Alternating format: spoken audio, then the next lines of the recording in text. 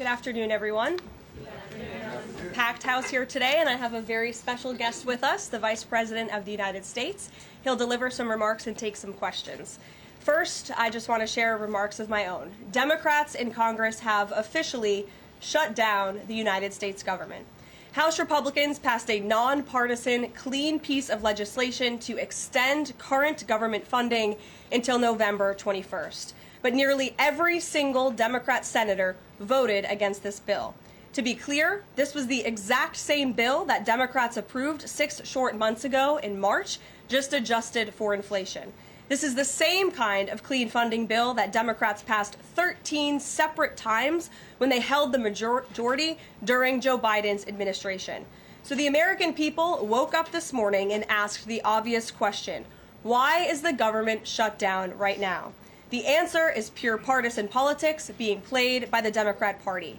The Democrats shut down the government because President Trump and the Republicans will not force American taxpayers to pay for free health care for illegal aliens. America is $37 trillion in debt. We cannot afford to provide taxpayer-funded free health care to illegals who broke the law to enter our country.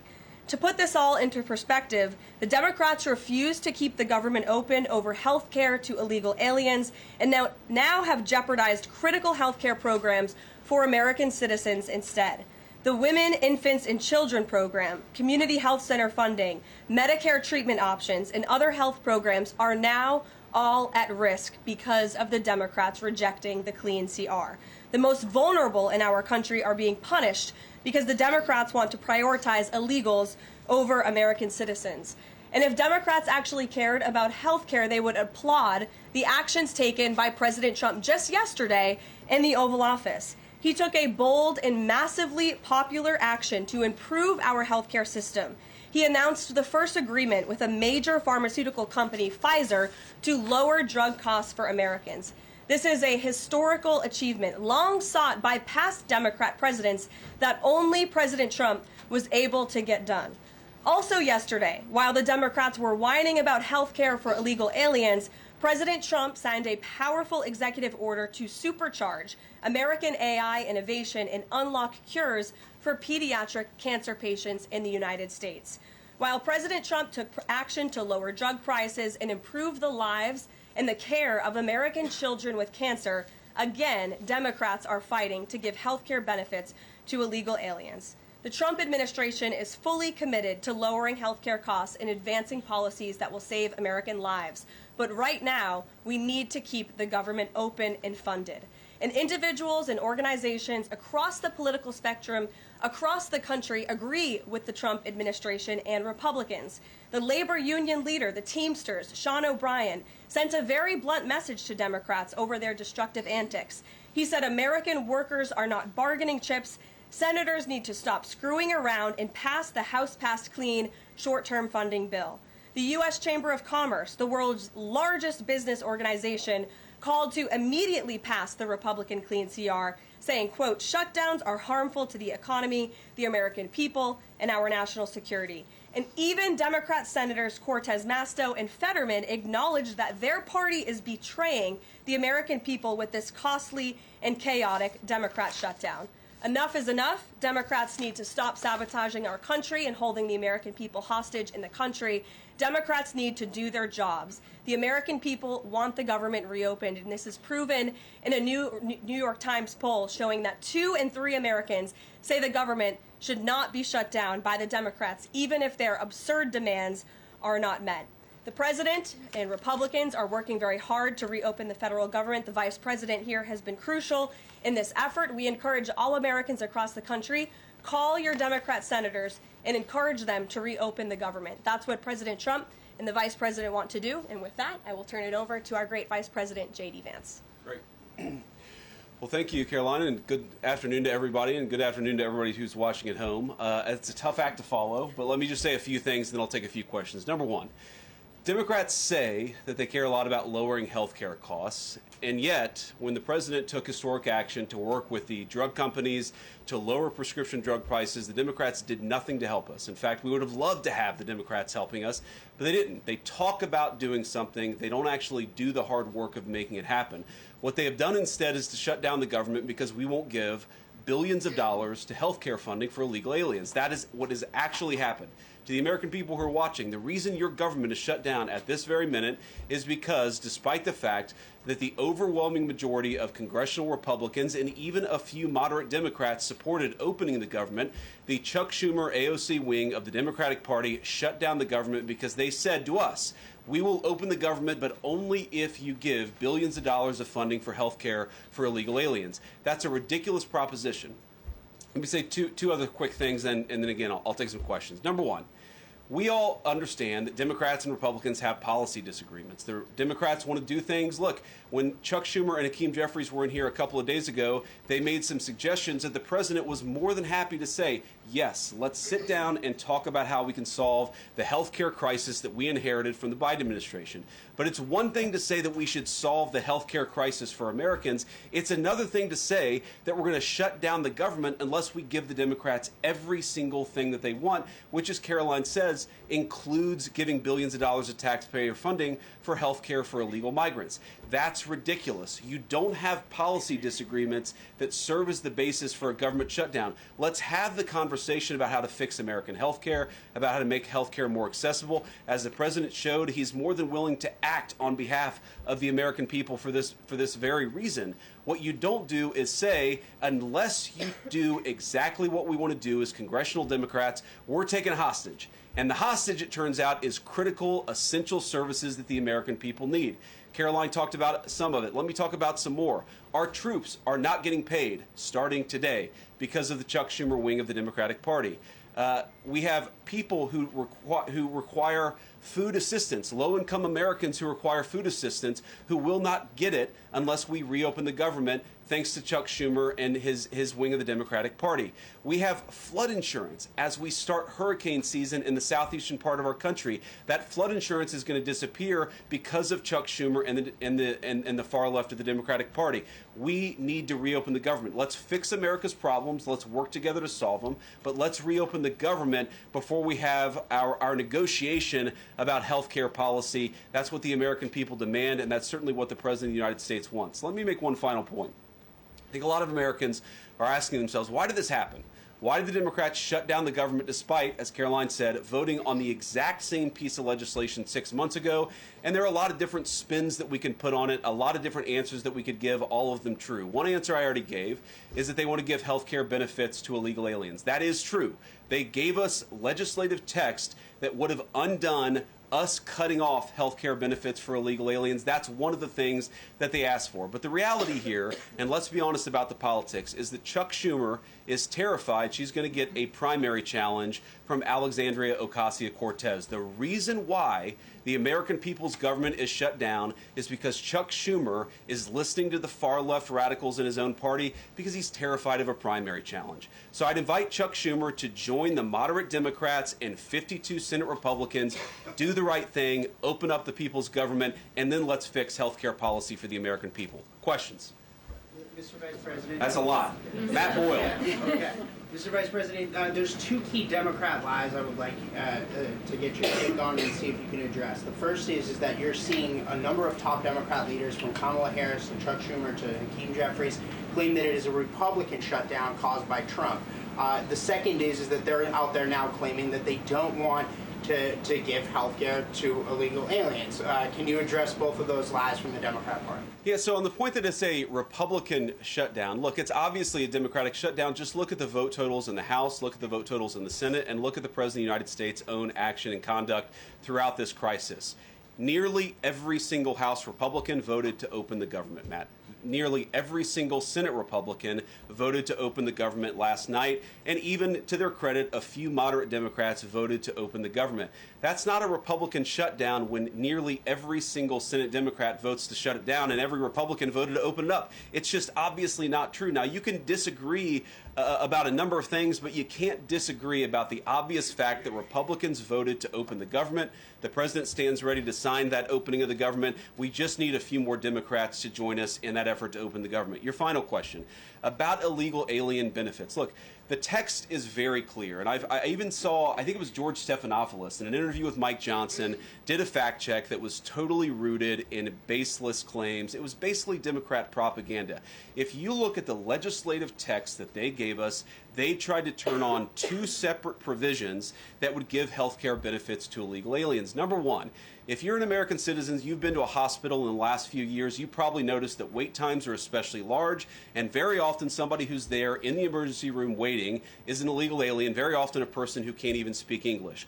Why do those people get health care benefits at hospitals paid for by American citizens? The answer is a decision made by the Biden administration that the Trump administration, working with congressional Republicans, undid. We turned off that money spigot to health care funding for illegal aliens. The Democrats, in their legislative text, want to turn it back on. That's one thing. The second thing, Matt, is we all know that there are various ways in which the Biden administration waved away illegal immigration status. They gave parolees, they gave asylum claims to people who weren't really claiming asylum.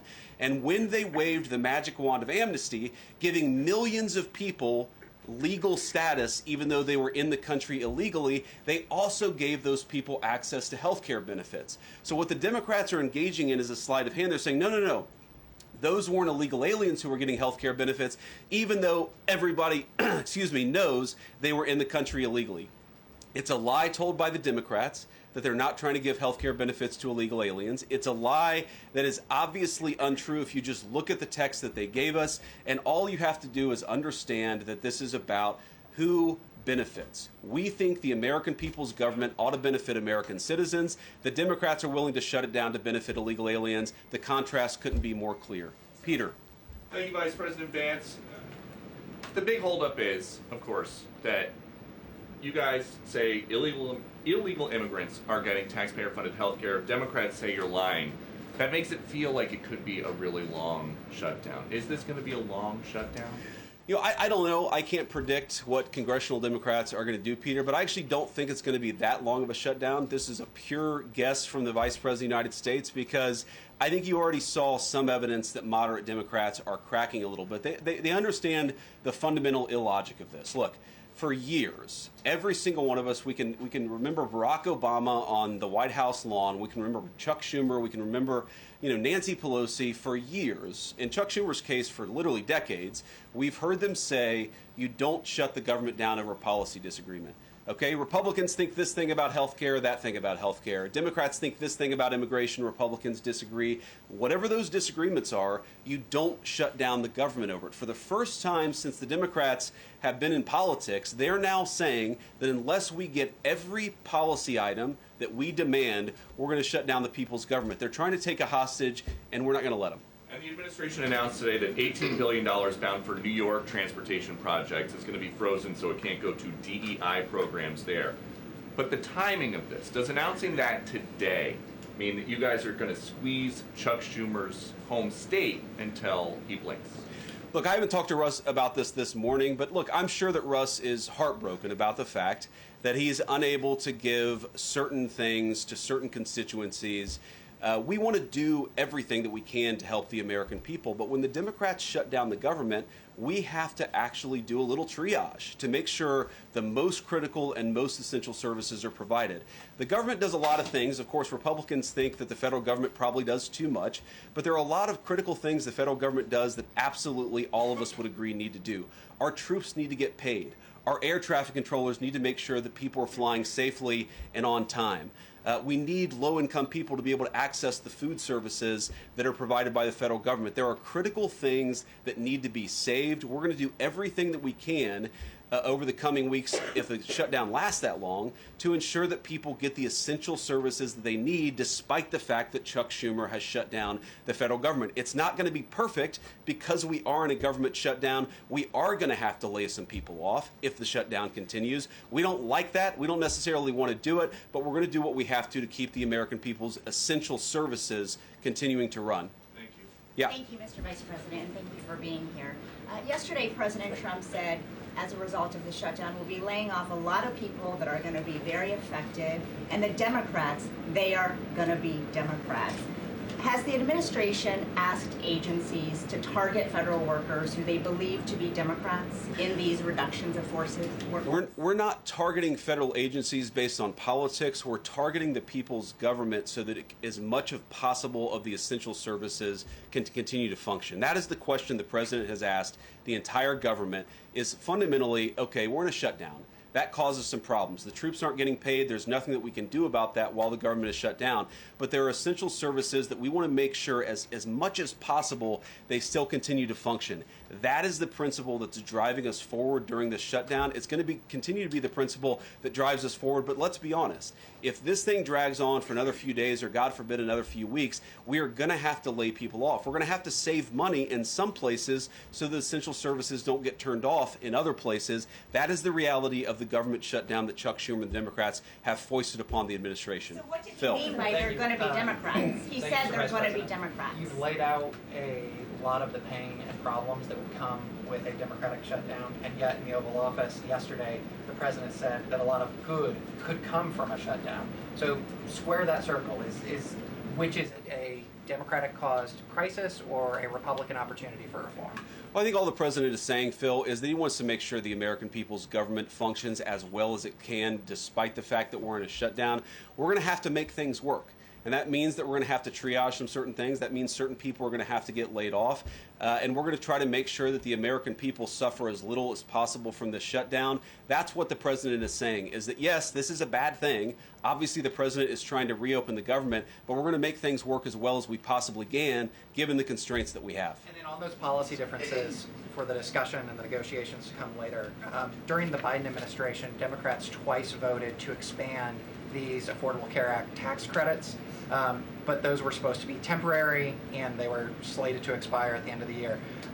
As you sort of crack the door open to negotiation at a later date, would the party that ran on defunding Obamacare really negotiate about potentially expanding Obamacare?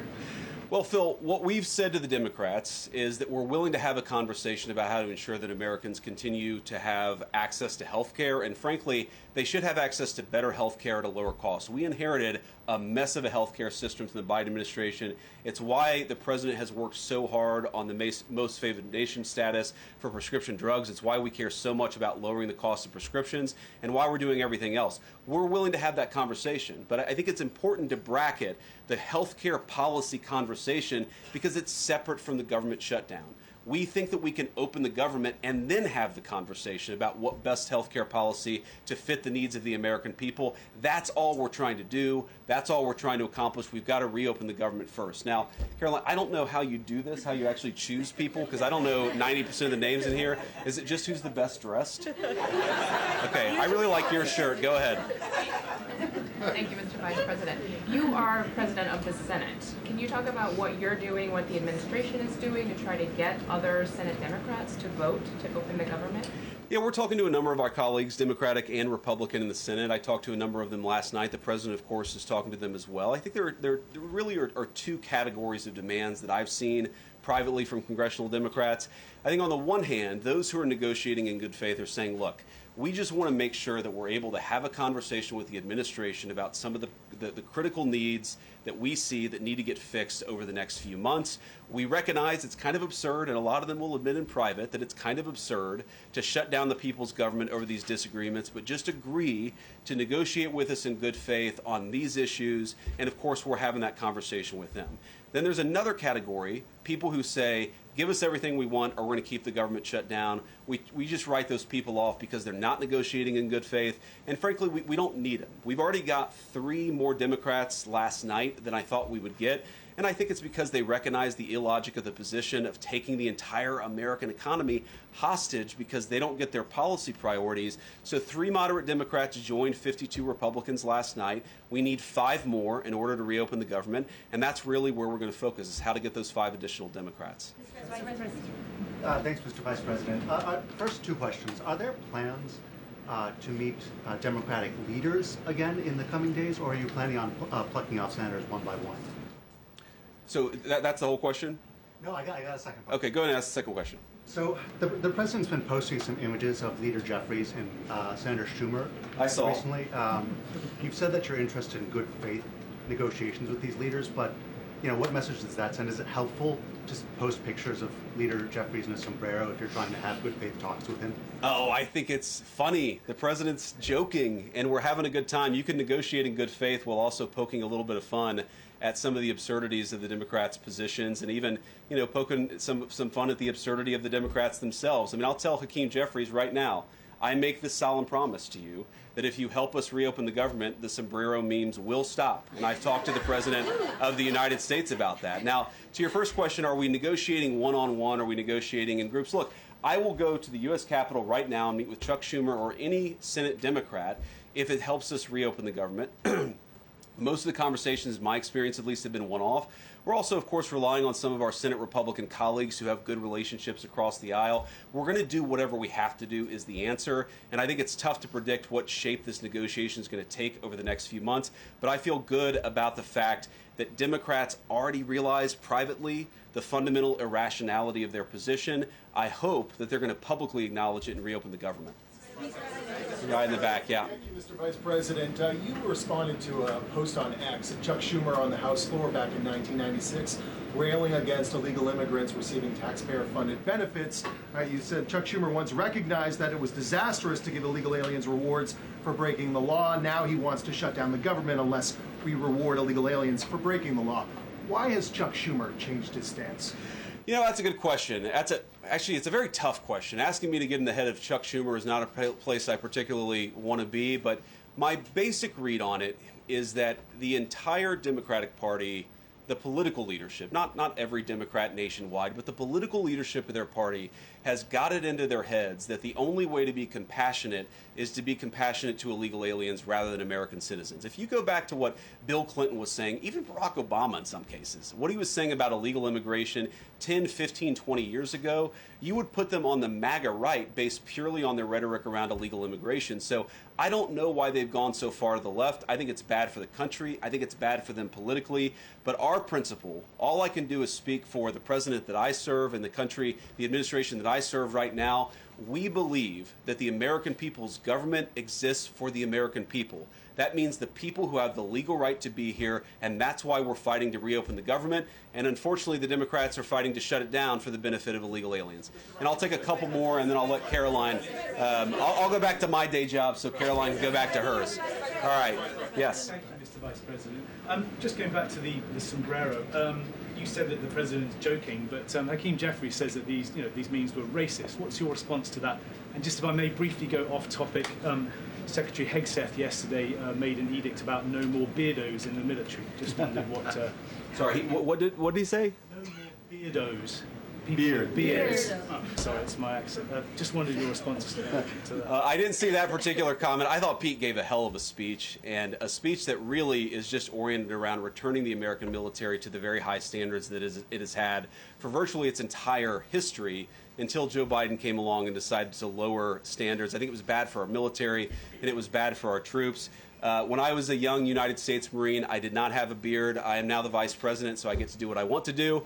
But I think Pete's trying to re-implement high standards, and that's a very good thing. On the sombrero thing, I mean, Hakeem Jeffries said it was racist, and I know that he said that, and I honestly don't even know what that means. Like, is he a Mexican American that is offended by having a sombrero meme? I mean, I saw one of the major TV stations put the meme up and then say, this is AI generated. And he had like the curly animated mustache too. It's like, do you really not realize the American people recognize that he did not actually come to the White House wearing a sombrero and a black curly animation mustache? Like, give the country a little bit of credit. We're all trying to do a very important job for the American people. The President of the United States likes to have a little bit of fun when he's doing it, and I think that's okay. I'll take one more question. Mr. Vice President, in every previous shutdown, workers have been furloughed, not laid off. So why does the President want to fire some workers and not just furlough them? Why is this shutdown any different? Well, first of all, we haven't made any final decisions about what we're going to do with certain workers. What we're saying is that we might have to take extraordinary steps, especially the longer this goes on.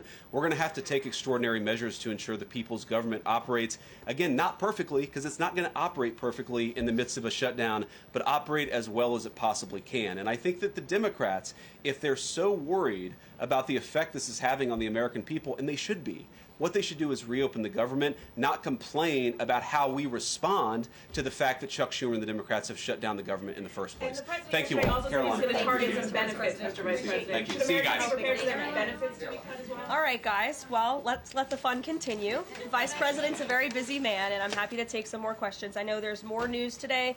Aside from the shutdown, we can focus on the shutdown if you want, but let's go ahead. Kate, why don't you start? The president talked about doing things that he said were irreversible during the shutdown, cutting vast numbers of people, he said, and cutting programs. Can you specify what exactly he was referring to, what's on the table, and what's going to be cut? Look, I think the Vice President just referred to this in some of the answers that he gave regarding the layoffs. There are unfortunate consequences to a government shutdown, and the federal government is not receiving any cash at the moment, and so the Office of Management and Budget has been tasked with looking over the receipts and looking over the budget of the entire federal bureaucracy, and as the Vice President said, determining what needs to continue to go out the door and what can we continue to keep running and what unfortunately is going to have to come to an end. So those decisions are being made, and unfortunately layoffs are very likely, as the Vice President just said, going to be a part of that. And has the White House had any direct response from Hamas, from the peace proposal that was laid out? The president said he would give 3 or 4 days, but is there a hard deadline now, or what are the next steps here? I will reiterate what the President of the United States said, 3 or 4 days, and I can tell you that there are some very sensitive discussions that are taking place, but I certainly don't want to get ahead of any announcement at this podium. I'm going to let Special Envoy Witkoff and the President of the United States handle that. Thank you, Caroline. 2 questions. First of all, following up on that, the president said yesterday, I believe, within 3 or 4 days he wanted to hear an answer from Hamas. Is he still sticking by that timeline? Yes, as I just confirmed. And then second question is a comment that's gotten a lot of global attention. Senator Dick Durbin, he was set to receive a Lifetime Achievement Award from the Catholic Church. He's since declined accepting it because there has been some controversy. Pope Leo commented on this, and he said that someone who says I'm against abortion, but I'm in agreement with the inhumane treatment of immigrants in the United States, I don't know if that's pro-life. You've been very open about your Catholic faith. How do you respond to that? I would reject there is inhumane treatment of illegal immigrants in the United States under this administration. There was, however, significant inhumane treatment of illegal immigrants in the previous administration as they were being trafficked and raped and beaten, and in many cases killed, over our United States southern border. You also look at the inhumane treatment at the hands of some of these illegal immigrants that took place under the previous administration as well. Laken Riley comes to mind, a beautiful American citizen who was killed at the hands of an illegal immigrant. So this administration is trying to enforce our nation's laws in the most humane way possible, and we're upholding the law, and we're doing that on behalf of the people of our country who live here. Josh. Thanks a lot, Caroline. What is the level of concern that the administration has regarding a protracted government shutdown in terms of its impact on the U.S. economy and also its impact on small businesses as well? Well, look, this government shutdown is no doubt going to impact everyday Americans, and it is the fault of the Democrats that we are in this position. And I know I relayed some programs that will be impacted, the Vice President did as well, but I just want to make sure the American public understand what the Democrats have done to our government and our country. 1.3 million active duty troops will work now without pay. Critical food assistance for low-income women, infants, and children will now lapse. No new mothers or children are allowed to join this critical program because of the Democrats' decision to shut down the government. Telehealth services for seniors and in-home treatment options for Medicare patients will now come to an end. Nearly 50,000 members of the United States Coast Guard are going to have to work unpaid. Over 13,000 air traffic controllers will work without pay, as well as TSA agents, which will very likely create flight disruptions. And pay will now stop for over 150,000 federal law enforcement officers. These are not just numbers and statistics. These are real Americans who have families at home. And I saw some Democrat members today saying they're still going to accept their paychecks because they have 3 kids at home and they have mouths to feed. Well, so do these federal workers who those same Democrats just voted to shut down the government and turn off their pay. And we believe that's very unfair, and it's why the administration wants to see the government reopened. GDP growth fell by about half a percentage point during the last government shutdown during the president's first term. Are you expecting a similar type of impact on GDP growth related to this potential protracted government shutdown? Well, look, I think it's dependent upon how long this shutdown continues. So it's dependent on how long it takes Democrats to muster up the coverage, 5 of them, to vote in the best interest of our country, our citizens, and our economy. Eamon. Thank you, Caroline. Yesterday, your administration took a 5% stake in Lithium Americas and a stake in the mine that they're working on, and you've taken stakes in other companies and revenue streams from other companies. Can you articulate the broader principle here? When does the administration see it as appropriate to demand equity stakes or revenue streams from American companies? And what other companies are you going to be demanding those from? Well, look, this is a creative solution by the President of the United States to tackle our nation's crippling debt crisis. As I said earlier, we are $37 trillion, trillion with a T, in debt. And not only is the president effectively utilizing tariffs to bring in massive amounts of revenue, and there's billions of dollars coming in every month. I know you know that, even because you cover it on CNBC quite well. So the president is focused on how can the United States government make more money? How can we make our country wealthy and rich again? And cutting some of these unique creative deals with companies around the world and here at home is just one way the president is seeking to do that. And I know the Department of Energy just announced this new deal. It's another great deal for the American people and our government. And on Lisa Cook, Sure, go ahead. Lisa Cook, Yeah. the Supreme Court said today that she's going to be allowed to stay at the Federal Reserve Board until oral arguments in January. Does the president have any personal reaction to that? This has been something he's been very intent on. Look, we have respect for the Supreme Court, but they're going to hear the actual case and make a determination on the legal argument in January. And we look forward to that because we maintain that she was fired well within the president's legal authority to do so. She was removed from the board, and we look forward to that case being fully played out at the Supreme Court. Reagan. Caroline, I have one for you on EJ Antoni and one on the shutdown. Sure. CNN reported that Collins and Murkowski declined to meet with EJ Antoni, raising concerns that his nomination was in trouble. I'm wondering what message Collins and Murkowski are sending to the White House by not meeting with one of the president's nominees. Well, look, EJ Antoni remains a great ally of the president and our team. It became clear, unfortunately, that he was not going to have the votes, and so we will be announcing a replacement nominee very soon. And on the shutdown, I'm just wondering how soon you could see cuts to the federal workplace, and if there's a specific agency that will experience the most cuts or be focused. Unfortunately, because the Democrats shut down the government, the president has directed his cabinet, and the Office of Management and Budget is working with agencies across the board to identify where cuts can be made, and we believe that layoffs are imminent. They are, unfortunately, a consequence of this government shutdown. Ed. So you talk about the layoffs being imminent. Is there a percentage then of reduction that the White House is looking for of workforce? I don't have a specific percentage for you. What about China, if I could? So China has not made one soybean purchase this year for the United States. I talked to a farmer yesterday who has about 1,000 acres in Iowa and says this is just killing her. Now, the president has been talking to President Xi.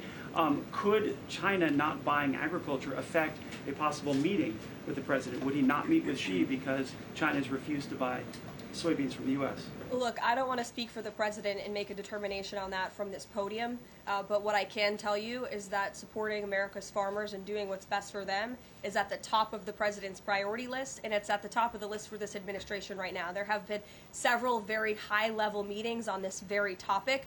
We want to help our farmers, and we're exploring the best ways to do that, and I would anticipate there will be more to come on that very soon.